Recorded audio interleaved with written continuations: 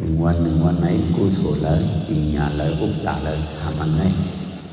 อะไรกูวันเนี่ยวะnơi cả 3 อันnàyอันใดลำลองให้อันใดลองอุปสรรคได้ก็ว่าภาพปังมึงเลี้ยงมาดาติเฮ็ดดาติหาดาติผูกเกสองดาติกาติขายได้อำลงลืมคุกจะไรหังเผอหังมันหังแห้งหังเผอหังมันต้มตึงหังเผอหังมัน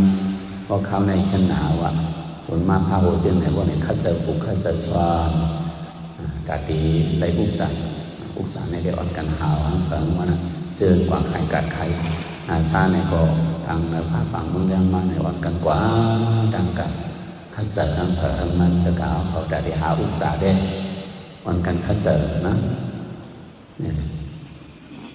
อุปสรรคว่าก็ไม่ทำกุศลเว้ยนะก็เปลี่ยนเหตุก้นหาอุปสรรคนั่นก้นหากุศลให้ทำอีกว่าอีเหตุก้นหาอุปสรรคว่าบนนำการเป็นก้นหาอุปสรรคการที่หากุศลให้ผลนับมันอีกว่าย่อมกว่าครึ่งใครกล้ารู้เนาะมันนะตะกาวเขาว่าเนาะก้นหาอุปสรรคอะไรก้นหากุศลเนี่ยนะ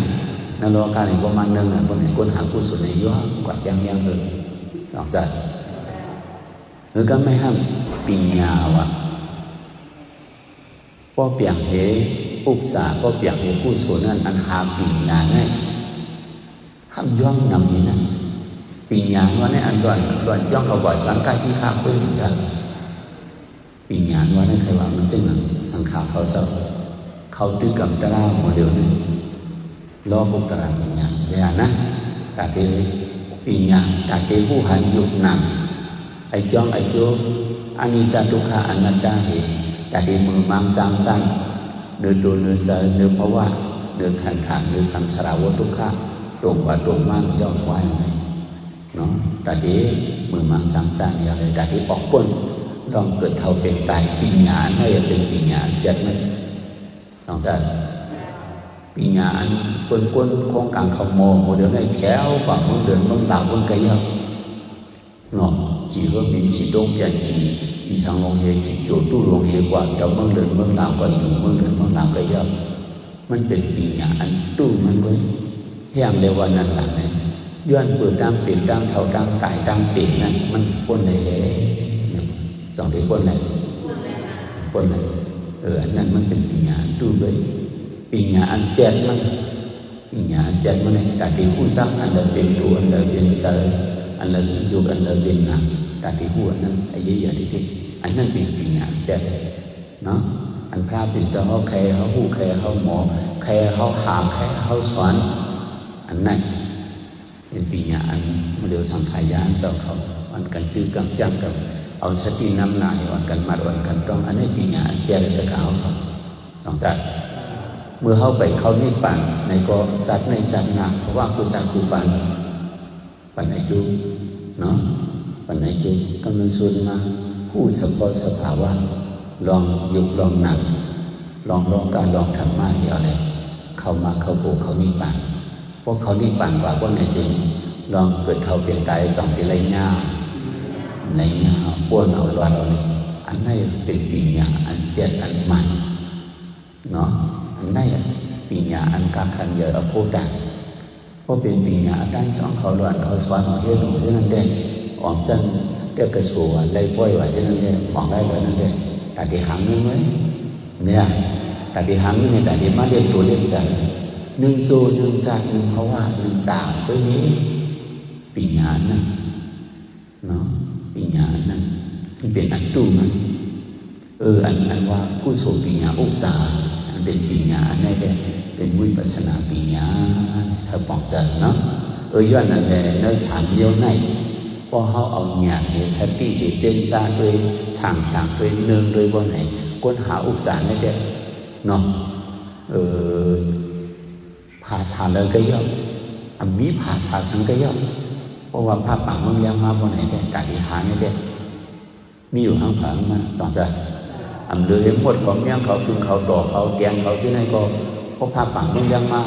สีหน้าภาพเปลี่ยนน้ำเมื่ออ่อนกันกว่าหางมาก้นก็เหมือนนั้นหัวควายก็เหมือนนั้นไก่เขานกเขาก็เหมือนนั้นต่อจาก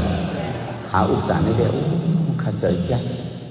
thằng xưaเขาคัดเจอหาปีหยามมันซึ่งเขาหาอุตสาหว่าไหนได้เจ้าลองเกิดเขาเป็นการในป้วนของเราหลังจากเขาหาบางนั้นว่าหาอุตสาห์ได้ใกล้หาอุตสาห์ได้ใกล้อย่างเถิงมันเนาะเสียงก้นเวียงก้นวานหาอุตสาห์ได้ใกล้อย่างเถิงมันว่าหากุศลว่าไหนได้ย่อมกว่านั้นไปเที่ยวมันสองเดียวเป็นนั้นย่อมกว่านั้นไปเที่ยวว่าหากุศลว่าไหนกว่าเขาย่อมอ่านการงานผลมาหลุดหลุดซ่องอย่างนี้หลังจากเพราะว่าอุตสาห์ได้ตั้งกุศลให้พวกมาเข่งอย่างกันว่าไหนอุตสาห์ได้เป้กุศลวันนี้มันนะเนาะอุกษาเนี่ยเพราะมันเชียงกันว่าในสอนเนี่ยอุกษาเนี่ยจังกว่าป้าป่าเนาะในสอนเนี่ยกติปันเมื่อกู้สูเมื่อไหร่นั่นก็กติปันเงินมาเนี่ยสอนเนี่ยสุดที่เอาเลยนะมีบอกคนเอาเงินนะมั้งคนเอากู้สูได้ตั้งปีเลยเขาทำเลยมันนะโอ้ปากในเด็กคนเอาเงินในเด็กเขาสิบเขาก็เลยยอมทำโอ้มีดังปากเลยแบบนั้นมันเนาะมาเลยกองเข้ามากดิปันผู้สูงมามาเลยกองกดิปันเงินมาปันคำมามาเลยเรียกว่าปันเงินปันคำมาเลยผู้สูงได้ใส่มาเลยหมูมอดีวันนี้เนาะเอาผู้สูงไปปัดใส่กัดสองไรทำไรเนาะในสถานหน้าเขาไม่ได้บอกว่าบนนั้นได้ยี่บอกเปล่าเงินคำมาโยแล้ววันนั้นของผู้สูงใส่กัดตั้งได้ก่อนมาผู้สูงกวางกัดใส่แล้วนะที่บอกจะเอาเงินคำเลยสินเช้าเนาะเว้ยนาอันเป็นปิญญาชีเขาได้ก็เต็มเป็นไหนสองใจปิญญาชีเขาได้เปิดเต็มเป็นไหนเปิดเดียวกุศลเป็นไหนเป็นเดียวกุศลเป็นเนาะกุศลเส้นอยู่ละเนี่ยไหวก่อนมันเส้นเมื่อไหร่เนี่ยเนาะสถานหน้าเจ้าเหี่ยวไม่ทราบเขาเส้นเมื่อไหร่เนี่ยมาเขาเป่ากุศลเขาไปจ้องเขาไปไหวเขาซ้อมเขาก็ดูบาดด้านไปไหวเอาวิชาเขาก็ยอมปั้นซ้อมเขาก็ถอนตะล่าเนี่ยจะเนี่ยเนาะว่าเขาเปล่าผู้สวยว่าเนี่ยมันบอกใครมาของผู้สวยต้องหันพอมีอันสูงมากจะในสูงนี่อย่างสุดใดถอนตะล่าเลยสูงจ้างผู้วันให้ไหนเลยสูงมากเลยสังสวรรค์ตะล่าก่อนเลยก่อนงานก่อนมีงานก็ในสถาก็2 เดือนนี้เสดนา2 เดือนนี้มีเงินมีคำก็มันมาเจ้าตาเสียงประวัตินี่คนฝ่ายย่อมคนถูกนี่มันเจ้าอะไรเขาก็ใช้นี่เขาจัดกว่าอะไรเห็นไหมต้องใครเรียบไว้เนาะวันนั้นนะเพราะว่าเขาได้ถอนตะลาเพราะว่าเขามีหยาดบนไหนตีป้าว่าซ้ำคนเดียวนั่นเนาะด้วยเราก็เขากว่าว่าในต่างก้าวกว่าเป็นเอาหมดเตรียมกุยลงกว่าเลยวันนั้นก็เขามาป้าเปลี่ยนเป่ามาเลยอ่านเขาใส่ผู้สูงไม้ก็ทำวันไหนรู้มานะเนาะเรื่องนั้นแหละว่านะคนกว่ากันไปย่อมคนกว่าหาผู้สูงว่านั่นสิสังเขาไปใช้นี่เขาจัดก่อนเขาถูกมีมือเจ้านั่นเห็นว่าเพราะนั้นเนี่ยใครป้ากว่าเขาทำไงเนาะสุดท้ายในเรื่องของตะเล่าเลยเนี่ยพอเลยของตะเล่าเนี่ยอาจจะได้ยั่วอันนี้ให้เนี่ยเขามีอย่างเขาพูดอะไรโยกู้สวนว่าเอาตาด้วยทั้ง2 อันเอาตาด้วยทั้งอันนี่ย้อนเปิ่มหันเลยมันเสอของมันเสอไว้อุกจางเรื่องคำไหนได้หันเอาเนาะมันในว่าเหตุการณ์ห้ามเหมือนในว่าหันตูก็เดี๋ยวนะเนาะปัจจัยกัดอะไรก็เดี๋ยวเห็นนะอันนั้นหันตูหันนำมันนั่นเนาะย้อนนั่นแต่เพราะกู้สูงว่าในเรื่องมันเจ้าหนังเรียนกินกันก็หลุดนี่มันนั่นมือปั่นคนเราคำมีเหล่งด้านมีที่เลยเจ้าหน้าเกษตรเขามีแดนนะคนเราคำมีเหล่งด้านกว่านั้นอ่านสอบพอในพอตะล่าหลักคือกุศลสีในวันนั้นมันเจ้าเขาในว่างตะกาเขาเฮ็ดกุศลกุศลในปัญชามสากุศลในเป็นสิ่งชามสาเพราะใครชามสาอย่าไปกูเลยเฮ็ดกุศลเพราะกูเลยเฮ็ดกุศลก็เหมือนกันตั้งกูเลยชามสามันเจ้าเขาในข้อจะไหนมันขวางยิ่งนะมาทำสนากันเสียให้เจ้าสุนัขฮอตล่าเมื่อไรก็รักคือกุศลเสียกุศลในนี้เดียวห้าวังอันมีอ๋อตะกาวว่ากุศลว่ามีป้องมีเนคาลูกคาแคหานกุศลเนี่ยสุดที่ยินเนียนั่นเมื่อในเขาไปให้กุศลมากใน2 วันเพราะลูกหลานยอดด้วย2 ในจังนี้เสาเลยที่ยืนนะเนาะจังเขากุศลมีอยู่5นี่เพราะมีคาแคหานเนคาลูกเนี่ย เนาะอ้ามจังนี้ตะกะกุศลวันนี้มันจังนี้ป้องจังนี้ได้มันถึงยี่มองเลยวะสุดในแดที่ก็เรียนกินข้าวตะกะไว้อะไรวะท่านเคยเสียนไว้เนาะป้อมมีงานในติดถามเด้นะสุดในเรียนกินข้าวตะกะแน่เลยวะถ้ามันรักคือกุศลเสียมากุศลมีอยู่ถ้าว่ามีอะไรบ้องมีเนี่ยมีอะไรหรอกนี่ว่านะนี่คาตะกะปัตนาดีมากนี่นะคันนี้อะไรอย่างนี้ว่าเนี่ยมันปัตนาดีมันเนี่ยไอ้คาปัตนาดีมากนี่นะคันนี้อะไรอย่างนี้ว่านะสาวเขาต้องมีอะไรถ้าว่ากุศลใจกันเฮ็ดที่มองนี่ว่านะฮีก็เรียนกินข้าวตะกะนี่ว่ามันแดนตะกะนี่ว่ากุศลว่ามีเตนี่ว่ากุยน่ะมันจังเมียบ้องมีเตก่อนมีอะไรหรอกย้อนพวกมันมีเตอะไรสุ่มอะไรกุยว่านะปัญหาอันไหนที่อะไรขึ้นถามขึ้นเนี่ยที่อะไรขึ้นถามขึ้นกวนอันถามมามันปัญหาอยู่ในหมังอยู่ในเกี่ยอยู่ในหมังอยู่ในอะไรขึ้นถามกวนถามมันเห็นสองไปเกี่ยอะไรเพราะเช่นนั้นก็ในเจ้าหน้าก็เสียงขึ้นถามตะกาหลวงเขาถามสู่รุ่นถามไหมรวมในสองวิหารตะกาว่ามีหรอก็มีรวมเขาจะในตายเลยเขาจะในก็มีรวมดีอยู่เลยอะไรอยู่ไรเนาะว่ามีร่วมตายเยอะเลยว่านะใจร่วมกับใครหันนั่นเองก็รู้สุดเดียวนี้นี่ไรเนาะทำจังดีหรือเพื่อนสองนี้มีเนาะทำนี้ไรเนาะทำไมกับใครหันร่วมเนี่ยว่ามีนี่ก็รู้เนี่ยอ้ามจังดีท่าเนี่ยว่านะเฮียงเมื่อไงเมื่อวานผ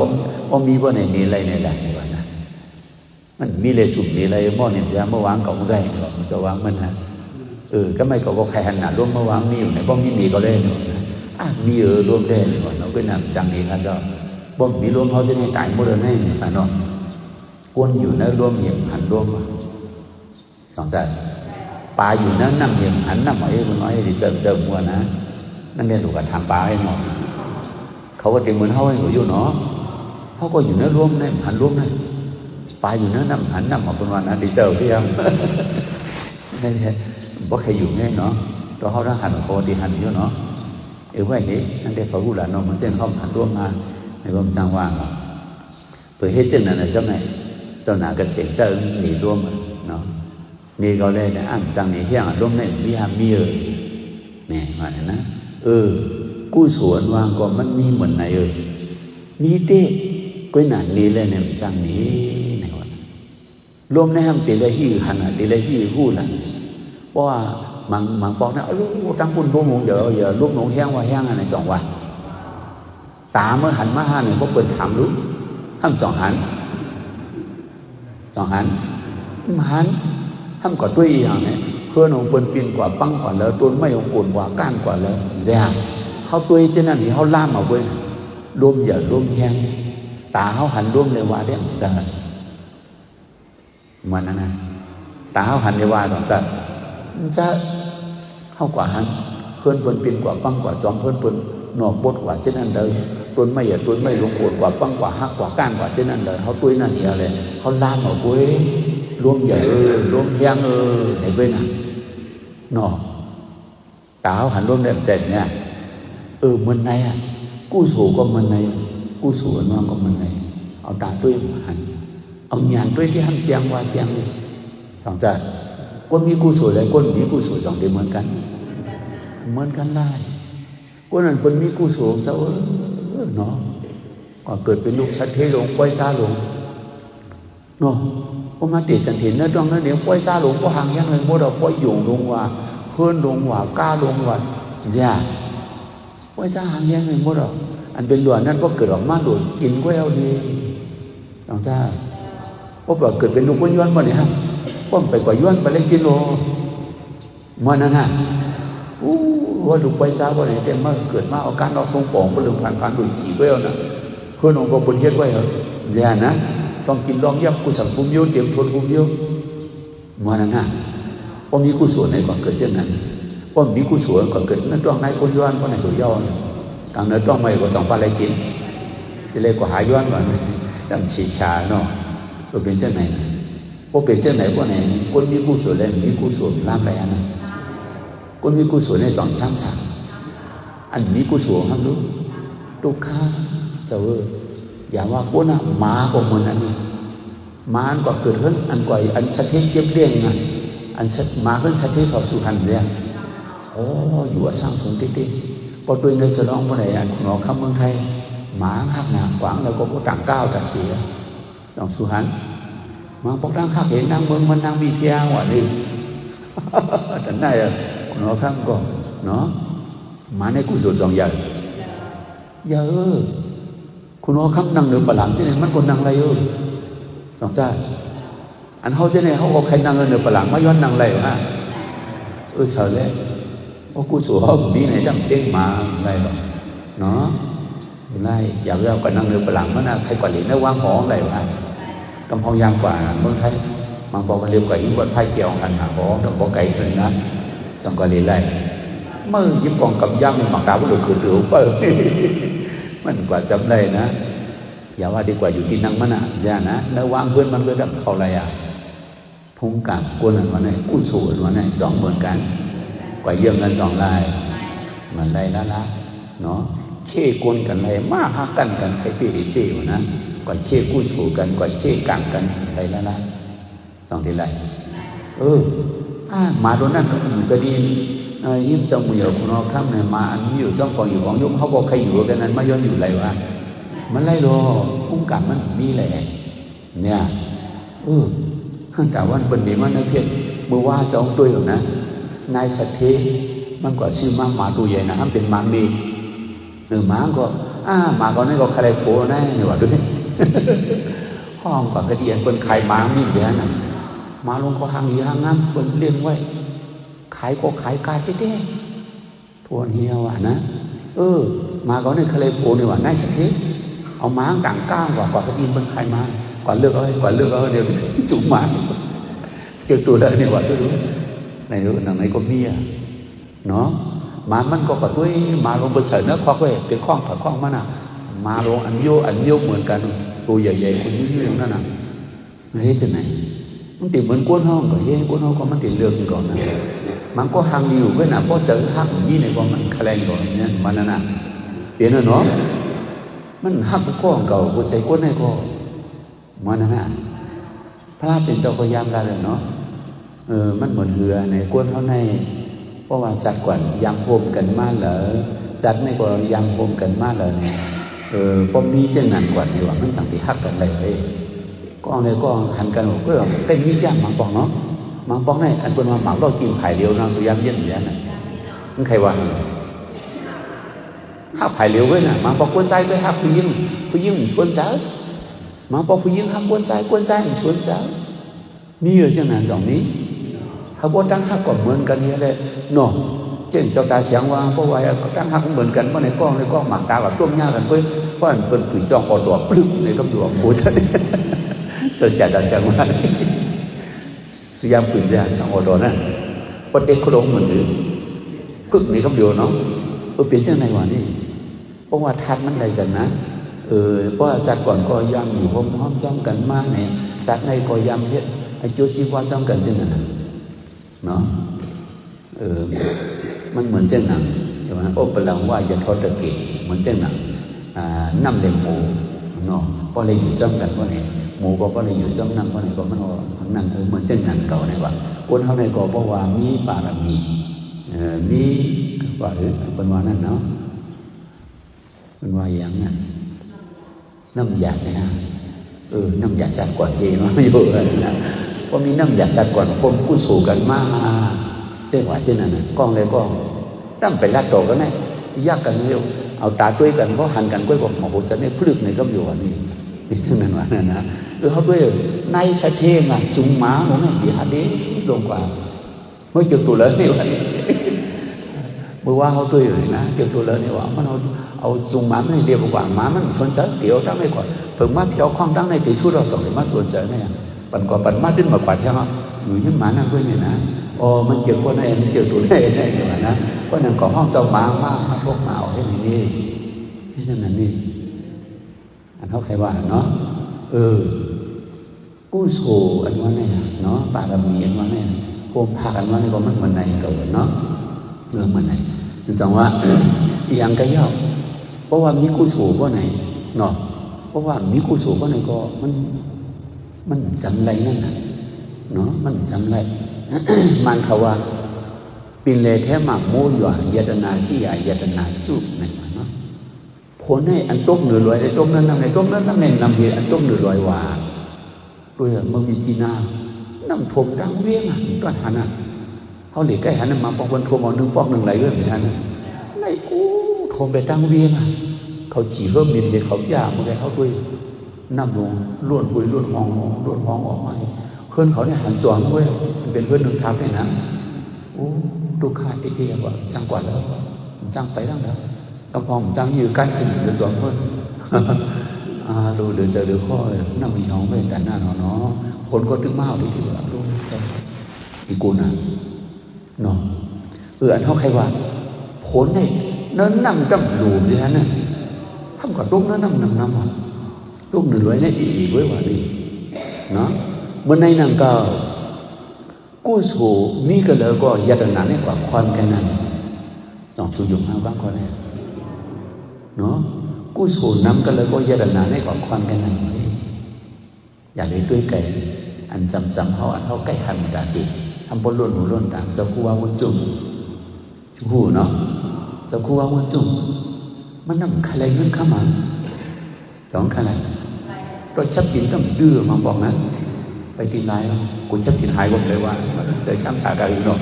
เขาในเรื่องว่าชับกินหมายว่าไหนจะว่างเคยโอ้หายเนาะเจ้าคู่ว่าชับกินน้ำดื้อนะเพื่อนเอาเงินเอาอุ้งเนี่ยนะบางหนุ่มบางหาเหี้ยเนี่ยอุ้งมาต่างบรรดาบรรลุจักนั่นเนาะchỉ chế nhiều là cuốn liều nha, cô số mi đi này mi giờ mi làm cuốn nữa, số đi hát cuốn đúng không? Mình hát hoa nè, ngân này cô số này, tăng ngân này tăng cô số này, nó, họ này giải thích ngân với này, cô số này họ giải thích tiếng anh này à, nè, cho cô áเขาเนี่ยเป็นทำมีหยาบเนาะกู้สูและอุกษาของอันนี้เขามาเข่งจังอันนี้เปิ้นเอากู้สูเปิ้นเอาอุกษาลองใจมาเหมือนมาให้เอาอุกมันมาใส่เนาะเอาเงียบอุกว่างไงแล้วดักมันเจ้าเปิ้นอันเปิ้นใส่นึกหรือจังไหนเปิ้นหามอย่างนี้นะเจ้าเงินซาเขาเนี่ยนะมาถุงมากเพราะมันปุ่นว่าเราว่าในมัดถอดกันเที่ยปุ่นว่าเราถอดกันเที่ยเพราะเป็นเขาได้ตีเองเสียอุกได้ติดใส่ท้องไว้อยู่เนาะเจ้าผู้ว่าไม่ใช่หรอกเอาปิ่นเอาเรียกให้ผู้สูงว่าđượcสองสุหันมือเขาปั่นน้ำดันนะเจ้าเสียตัวจ้องกังน้ำดันด่วนเจ้าผู้ว่าตีมาดีกว่านะเมื่อเด็กมันเป็นไว้วันสองห้องอย่างนั้นเจ้าผู้ว่าตีมาวันไหนผ้าในโฮมแบบมันเจ็บมือเดียวในกำเดียวตีอ้ามาผู้สูงก็เนี่ยนะผ้าในโฮมลงกว่ากำเดียวเพราะว่าเจ้าผู้ว่าตีมาวันไหนก้นอันออกขับเจ้าผู้ว่าเนี่ย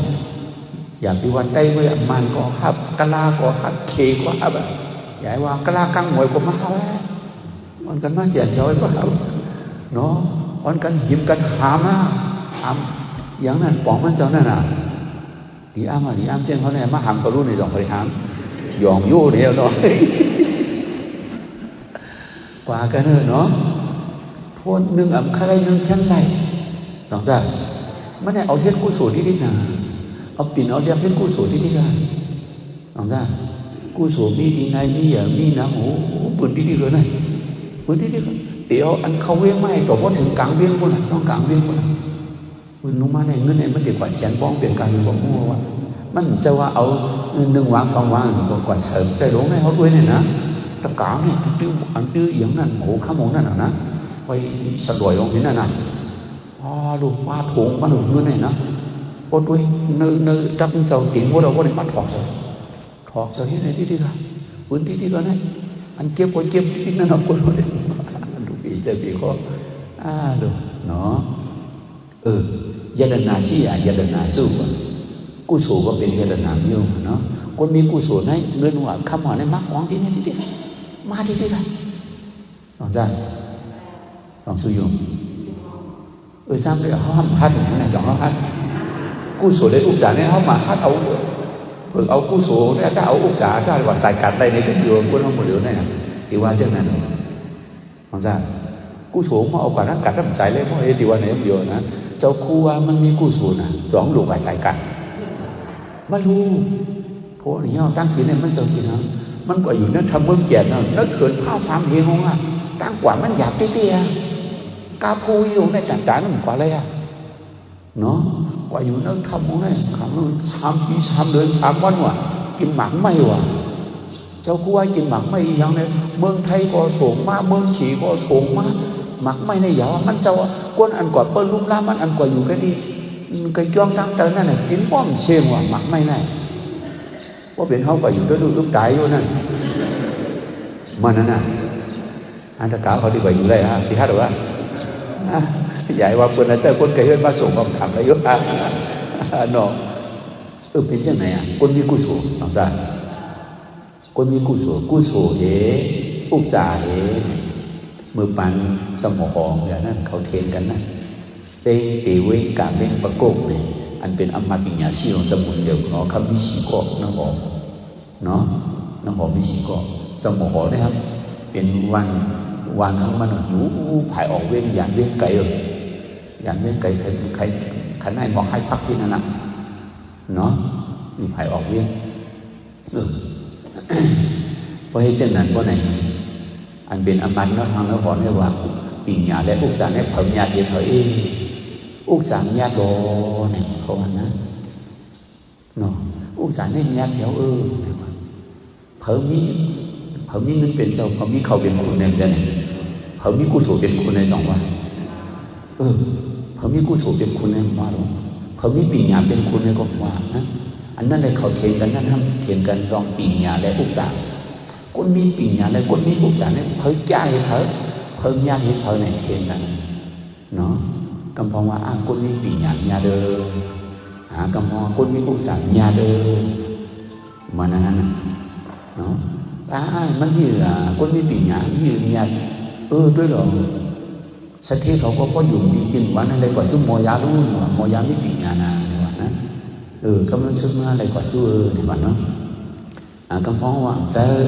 คนอุกษาเนี่ยญาเดิมคนมีอุกษาญาเดิมในวันเนาะด้วยหรอคนเมืองเขาเลยปล่อยอย่างนี้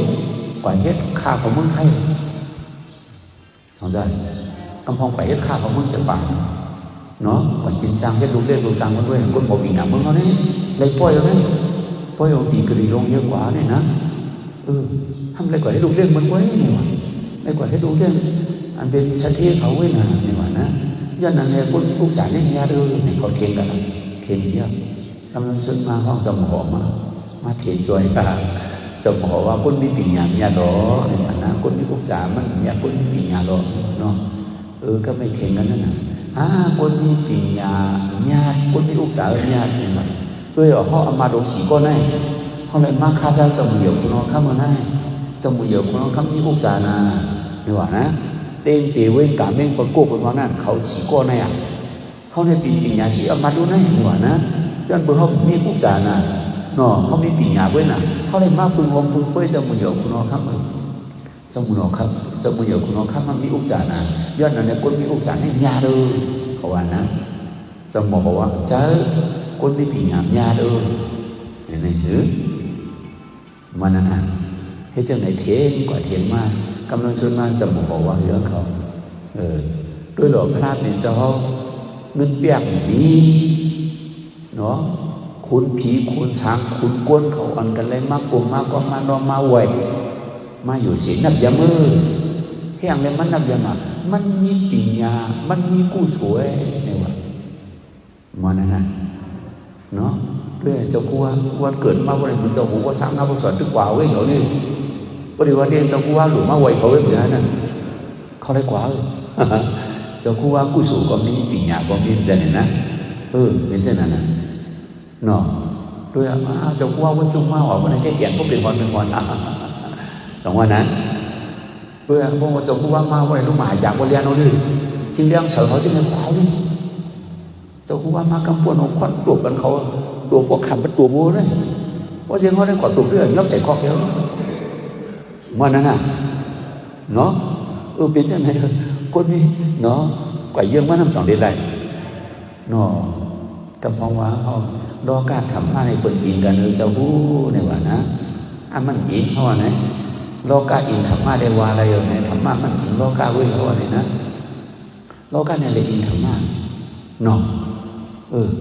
เจ้าคู่ว่ามีธรรมะมันมีตลาดโลกาเนี่ยเอียนต้องกุนเป็นวัน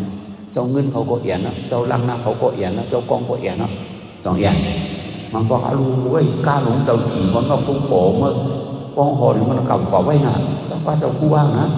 พอเลยมันมาไปเขาว่าไว้เยี่ยมเลยลูกปากไปหลายๆเนาะรวยเศร้าเลยก็เดือดหัวนะวันนี้ว่าเนาะเฮ้ยมาสมัยจันแล้วมันขึ้นหูเจ้าคู่ว่างหวังแล้วเหลียทางคนเลย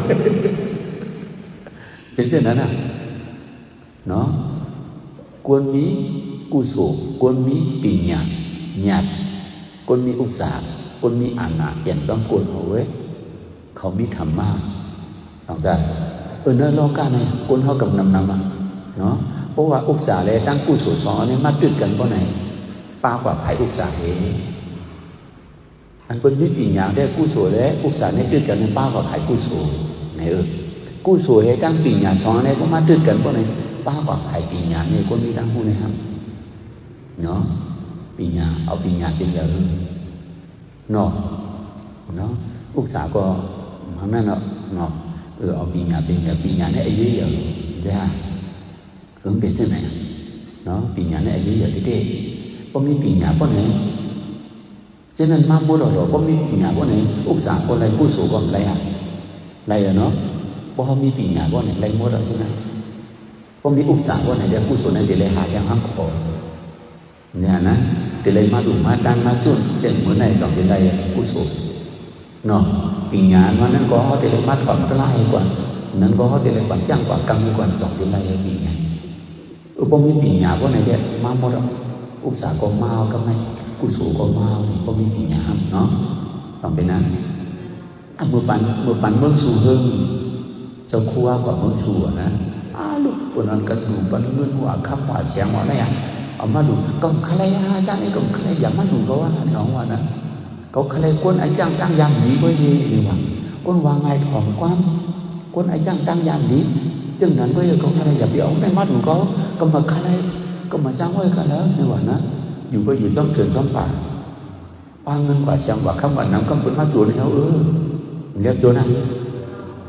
ว่าสุป้าเงินป้าคำก่อนแล้วเกินสุภาพหรือวะพัดนะเป็นนั่นเนาะมันห้องจูนได้สิเนาะห้องพูดแล้วห้องจูนเงินคำเนี่ยสองดีความใจเนาะเพราะป้ากู้สูบว่าวันนี้คุณมาจูนกู้สูบเนี่ยสองสุยำเย็นนี่ย้อนนั่นเลยก็ใครเนี่ยมาดูที่ก็เลยเรียนไปว่ะมันเงี้ยเหมือนเจ้าน้ำจังเนาะมันเจ้าน้ำจังไหมเนาะใส่ถุงเอป้ามที่ว่าขาดก้ามาตังอยู่มันกว่ากันนะมันน่ะกว่ากันนะเนาะนั่นน่ะอาสางตั้งคนไหนปัญญาตั้งหูมันเก่งยังกาหรือเยอะกาหรือก็เนาะอันไหนมันดีกว่าตั้งเลยในสมวนด้วยนะเพราะว่าปัญญาตั้งหูเขาเก่งคนก็ไม่ได้กว่าไผ่อุตสาหเลยโซกันมาอุตสาหเต็กกันมาปัญญาอันไหนนะเพราะว่าอาศักตั้งคนในคืนเพราะไหนเป็นเล่กันชวนปัญญาเอาปัญญาเป็นยาให้ไหนวะเนาะคนเอาปัญญาเป็นยาว่าเพราะมีปัญญาในอุตสาหนี่มันมาจ้องหมดเลยเหมือนเสียงควายลุยน้ำควายในบ้องลุยน้ำกับเพราะไหนตั้งปูนไหนน้ำมันก็กวาดจ้องปูนควายนี่เอาตัวอย่างนั้นมันเขาว่าช่วยกู้เหยียบป่านว่าเนาะพอควายลุยน้ำเพราะไหนน้ำมันขวานมาจ้องปูนหัวเหมือนที่ไหนเนาะเพราะมีปัญญาเพราะไหนอุตสาหเขาเสียไหนมาต้องตั้งหลังกำเดียวนี่ต้องใจอาช่างการกวนปดด้วยละกวนไหนว่าไหนกูสวยอุตสาหก่อนไหนมันเกี่ยวเราเป็นเหยื่อที่เราอุตสาหเป็นเหยื่อว่าไหนได้ตั้งผู้มันตึกเกี่ยวเนี่ยนะ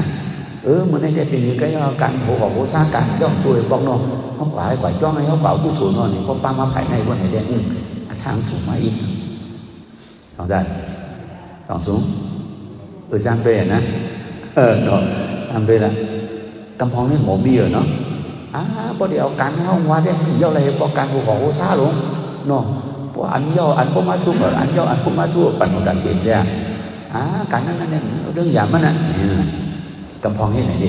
การหัวหัวซาโยมหมอย่อหมดอุ้ยบอกนั้นตัดไปเดียวเลยมาเอากู้สู่ที่ไหนเนาะ พอเป็นเช่นนั้นอาสามสูง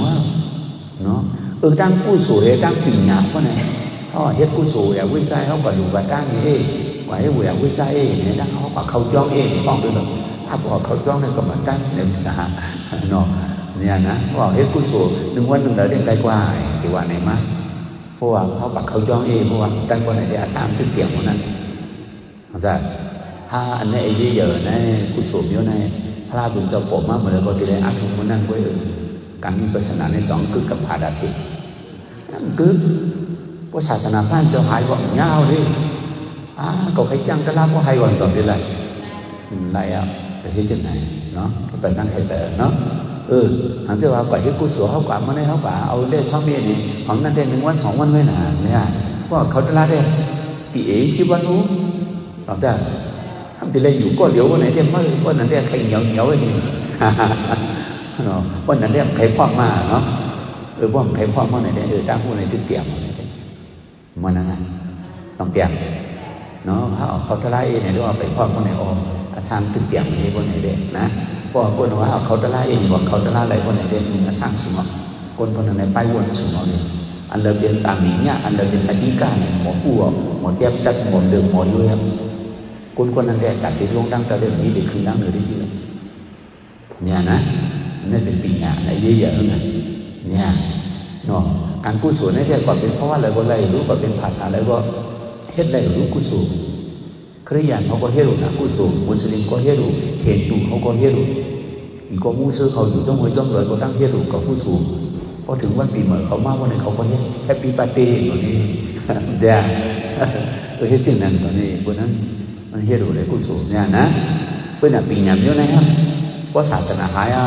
นั้นก็เป็นภาษากลางเยอะนะสองที่เล่นเฮ็ด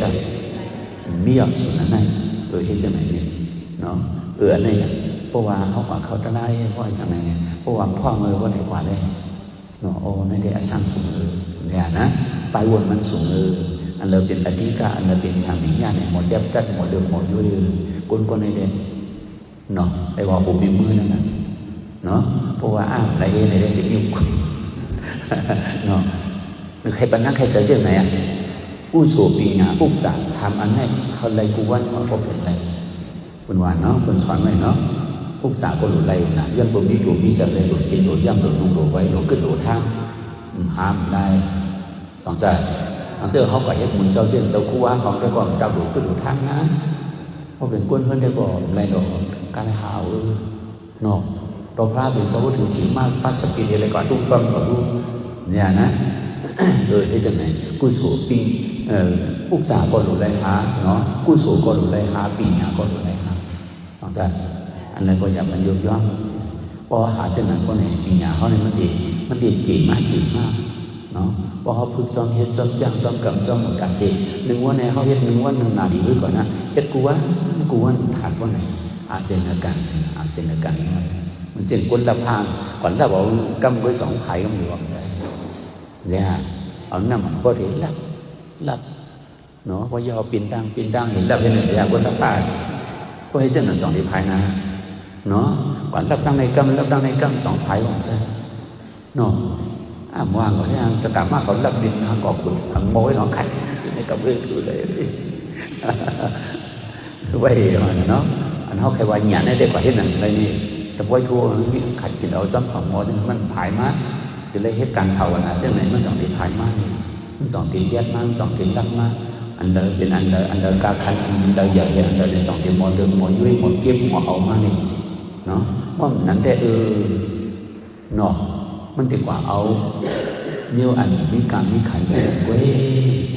เนาะถ้าเป็นเจ้าอย่างพ่อมากเนี่ยวุ้ยปุระสุดังอย่างยิ่งใหญ่นะวุ้ยปุระสุดังว่ะ